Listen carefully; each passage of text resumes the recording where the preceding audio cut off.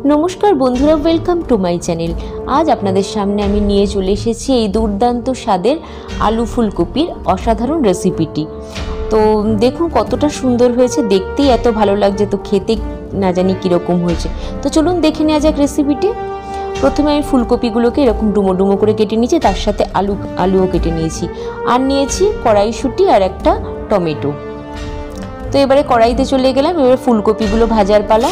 तो आमी फुलकपिगुलो दिए दिलाम, एक एक करे एकटू लालचे करे भेजे निते हबे। देखुन फुलकपिगुलो आमी किभाबे भाजी, और এই পদটা মানে দারুণ হয়েছিল, আপনারা একবার ট্রাই করে দেখবেন বাড়িতে। তো লালচে করে ভাজা হয়ে গেছে আমার ফুলকপিটা, আমি তুলে নিচ্ছি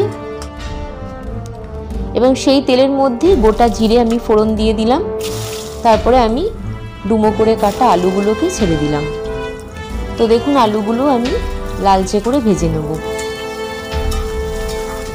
তো আলুগুলো একটু নাড়াচাড়া করে লালচে করে ভেজে নিয়ে তেজপাতাটা এখন আমি দিলাম, ফোড়নে দিইনি কারণ তেজপাতাটা পুড়ে যায় দিলে, সেই জন্য তেজপাতাটা পরে দেবে। তার সাথে আমি দিলাম টমেটো এবং ছাড়িয়ে রাখা কড়াইশুঁটি।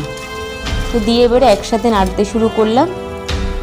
এরপরে দিলাম আমি স্বাদ মতো নুন বা লবণ, স্বাদ মতো হলুদ, আর দিয়ে দিয়েছি একটু গুঁড়ো লঙ্কা, এটা আপনারা স্কিপ করতে পারেন।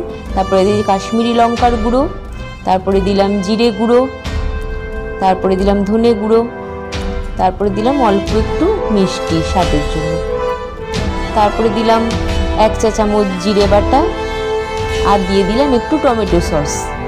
এটা আমি সব রান্নাতেই মোটামুটি দিই, টেস্টটা দারুণ হয় বলে, সেই জন্য আপনারা একবার করে দেখবেন বাড়িতে।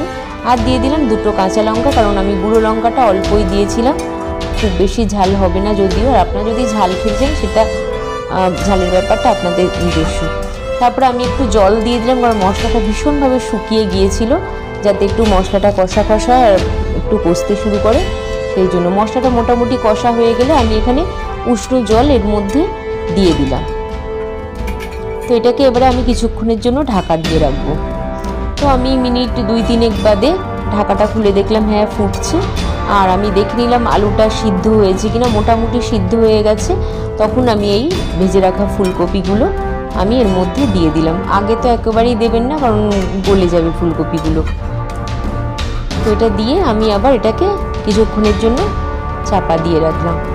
তো মোটামুটি ফুলকপিগুলো সিদ্ধ হয়ে গেছে দেখুন। এরপরে একটু নাড়িয়ে চাড়িয়ে এর মধ্যে দিয়ে দিলাম আমি গরম মশলার গুঁড়ো, আর দিয়ে দিলাম সামান্য পরিমাণে ঘি, কারণ এটা একটা নিরামিষ রান্না, ঘি গরম মশলা না দিয়ে নামালে এটা ভালো স্বাদ হয় না। অল্প করেই দেবেন যদিও যারা ঘি খান না। তারপরে এটাকে একটুখানি গামাখা করে নাড়িয়ে চাড়িয়ে স্ট্যান্ডিংয়ে আমি রেখে দিলাম গ্যাসটা অফ করে। তো দেখুন বন্ধুরা, হয়ে গেল আমার নিরামিষ আলু ফুলকপি। তো এটা একবার অন্তত এই শীতের মরশুমে বাড়িতে ট্রাই করে দেখুন, টাটকা ফুলকপি টাটকা কড়াইশুঁটি দিয়ে।